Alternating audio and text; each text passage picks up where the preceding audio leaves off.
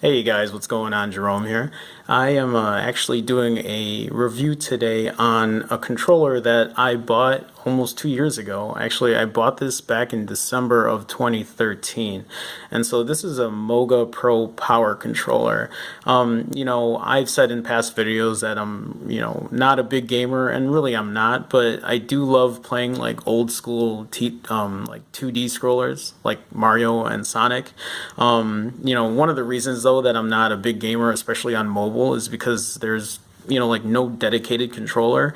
Normally, if you try to play a game like Sonic, they'll put like virtual buttons on the bottom of like your display, and it just doesn't work as well because you kind of need that feel when you're pressing buttons, and so I don't ever play it like that. So I remember back in the day I was trying to see if they actually had a controller, and they did.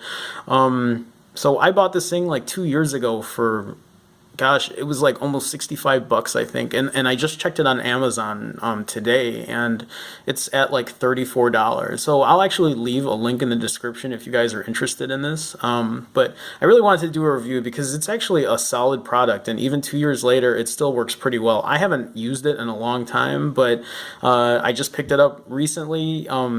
Messed around with it, and I said, you know what, I might as well do a review on it. So just to kind of go over, it's actually a pretty solid controller. It looks like an Xbox 360, like an Xbox One controller. And how this works is, well, we'll just go through some of the basics. So, it has a D-pad, a directional pad, and it has four buttons, kind of like a Xbox X, Y, A, and B. Two analog sticks, and actually both of them are clickable. Can hear that. They have two shoulder buttons. I think this is L1, R1, and two trigger buttons, L2 and R2. Let's see what else. A select and a start button. I believe this is up here is your power button or Bluetooth button. I forget what that is. I should have checked that, but that's okay because I never use that, whatever that's for. Anyway, there are also four LED lights here, and I believe it lets you know when you're connected because this connects through Bluetooth, and I think this also acts as like a battery, like an LED battery indicator. So it's nice to know when you're running low on the controller that you need to charge it up. And speaking of charging, this controller actually has a 2200 milliamp hour battery inside it.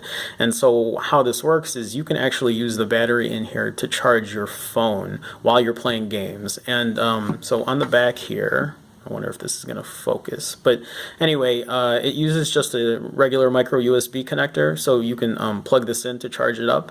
And there's an actual USB connector here, and you plug this in, and then the other end you plug to your phone, and it will give it juice. It'll start using that 2200 milliamp hour battery, which is really cool because if you plan on playing for a while, this will give you some extra battery to keep your games playing for a little longer. And so let me show you how this works. There we go. So how this works is you actually lift this up, and it has an arm here. I guess they call it SMRT lock. It reminds me of that Simpsons episode where he says SMRT. Anyway, this is actually like an extendable arm, so you can lift this up, and it has kind of like a sticky top and bottom here, so like it'll grip. So let me do that really quick. So you lift this up, and then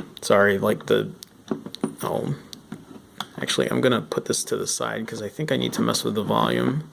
I'll move that later. But anyway, that's kind of how you do it. I would center it, but the volume buttons are up here, and actually, I think I need to mess with the volume once I get the game going, so I'll switch that in a little bit. But just so you know, like, it is solid. Like, I can hold this, and it's not going to, like, I'm sure if I was to, like, jerk the, controller, it would probably, like knock off or whatever, but for the most part I can kind of move it around, and it's not going to go anywhere. It's on there pretty securely. So at the bottom here there is your on and off. Well, it's not really on and off, and this thing is not focusing and it's bothering me.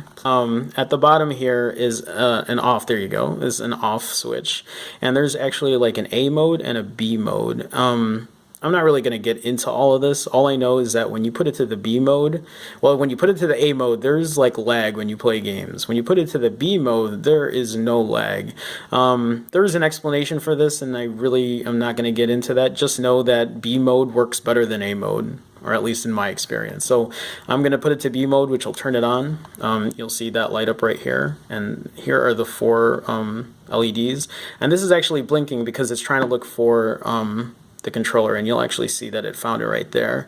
This connects through Bluetooth, so to make this work, just make sure you have Bluetooth on.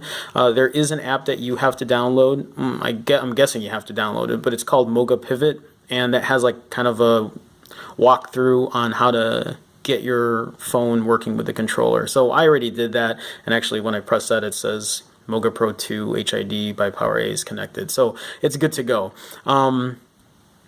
Before I even do that, let me just show you how the battery works. So I have like a small USB cable here, and you just plug it into the back here, and then right onto the phone, and you can see like on the phone right now, there you go, it's not charging. But as soon as I plug it in,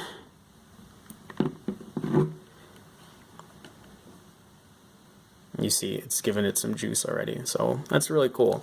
And honestly, that's really about it. Those are the only things that I wanted to talk about. Pretty much the reason you're watching this is to actually see if it'll work well as a controller, and if my damn camera will focus. And there we go. So I do have some games that I put on here. So like I have the first Sonic. Let me make sure the volume is, there we go. I don't want to put it too loud because it can get really, really loud. For you guys with a Moto X, you understand. The phone gets very loud. I'm also going to adjust the camera so I can put this a little higher.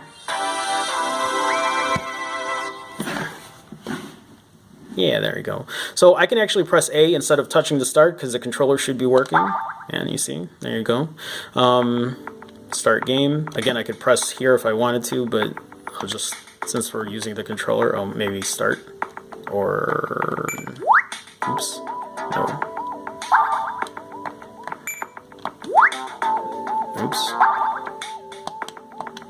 That's weird. I thought I could have pressed it. Maybe not.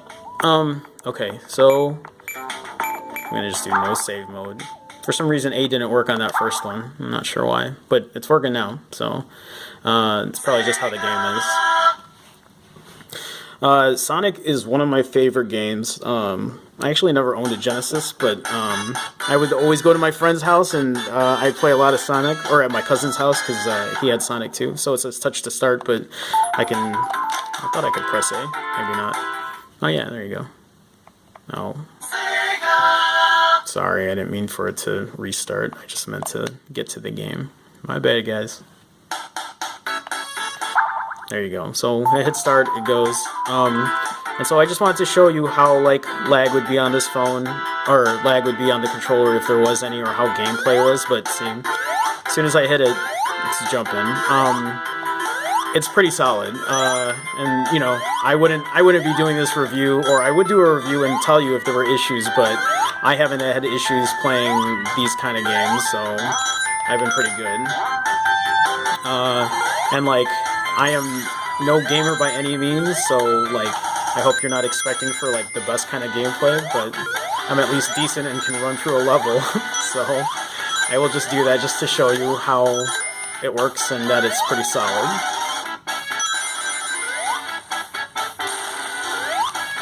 I'll dash. You can see too, there's like no lag between the game and the controller, and like, you know, the Moto X plays games fine. I haven't had any issues with it, or at least from playing the little I played with it. I haven't tried like more intense gaming, but so far it works pretty well. Actually, when I had my Nexus 6, I was using this to play Grand Theft Auto, and that worked really well. I didn't have any issues. I think I was playing San Andreas on it. I don't have that installed now, but, you know, again, I just wanted to show you guys. So let me actually end this now, because I just wanted to show you how that gameplay was. And I also have, let me get out of here. I also have an emulator, a Super Nintendo emulator, and I don't really have, well, I actually didn't download all my ROMs, but I do have one ROM that I put here. I'll just restart it, because I love Mario, again, like I said. And this one's cool because it actually has the original Mario, Lost Levels, Mario 2, Mario 3, all the way up to Super Mario for Super Nintendo, like right there, and regular Mario. So, what I like about this, what I like about the controller, again, is the fact that it charges your phone too, so you can play longer. But what I used to use this for, actually, I think the reason I bought this is because I was going on a trip and I wanted to do something on the plane. And, you know, I'll have movies to watch on the plane or whatever, but sometimes you can't, like, nothing will beat, like, a game of Mario or something to just, like, let time pass by. So, and again, I'm just showing you guys, like, you don't have to watch me play through this whole level, but I just wanted to show you that it works well. Like, I haven't experienced any other issues. If there are other games that you want me to try, I could give it a shot and see how well it works, but you know, again, for me, like, I'm a big fan of just, like, 2D scrollers. I play a lot of these, like, I guess, less intensive games.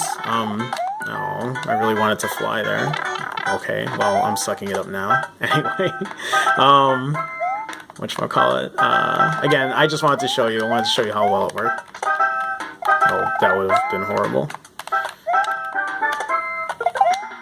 Alright, I don't know what I'm doing. I should have. It's nerves, guy. It's nerves, guys. I know you're watching me and I'm getting all nervous. Not really, but I'm just, like, giving myself an excuse. It actually sounded like it lagged there for, like, a second with the music, so I don't know. Again, I didn't play this enough to really, like, test it out, but from, like, initial playing, like, see, again, when I'm, you know, as soon as I move the buttons, there's no lag, so it works pretty well. Again, this is like $34 right now. It's still a really good deal. I don't know what else, you know, what other games it would work well with, but I'm sure it's still compatible with a lot. And at the price, I think it's a good deal. To play like old Sonic games, to play like old Nintendo games. I mean, if you have ROMs and all that kind of stuff, just download the SNES emulator, and that's it. $34. Again, I'll leave a link in the description. If you guys have any questions or comments, you know, leave them below. So, all right, guys, take it easy. You know what? I think my Nexus 6P is coming tomorrow. I know that's a side note, but stay tuned for that because I'm pretty sure I'm going to be doing an unboxing tomorrow. So, alright guys, take it easy. Later.